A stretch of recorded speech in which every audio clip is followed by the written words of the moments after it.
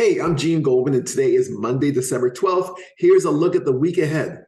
Well, it's the week we've been all waiting for. It's the last Fed meeting of the year. The Fed meets on Tuesday and Wednesday to decide interest rate policy. So far this year, since the March meeting, the Fed has raised rates from 0 to its current 3.75 to 4% target.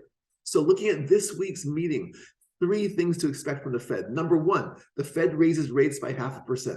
This is expected. This has been priced in by the markets. This is what the Fed has been voicing. Number two is that the dot plot gets significantly revised. So as a reminder, the dot plot lists each Fed member anonymously their expectations on interest rates and economic projections. First of all, we expect the dot plot to reflect higher rates. Back in September, the dot plot said that by year end, the Fed expected rates to max at 4.4% and to max out next year at 4.6%. But many Fed speakers, Bullard, Williams, Waller, for example, are all voicing support for much higher rates, like 5%. Second of all, in the dot plot, do expect a downgrade in economic projections.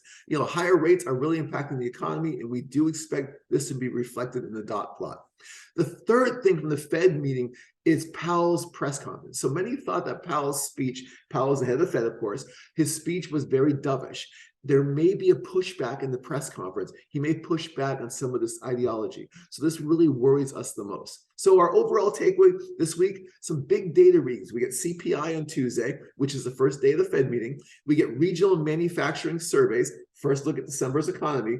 But the big event is a Fed meeting. Expect a lot of market volatility, expect some dot plot changes, expect Powell's comments afterwards to really drive market reaction. Thank you for listening. For more information, please follow us on Twitter at @CeteraIM. See you next week, and thank you.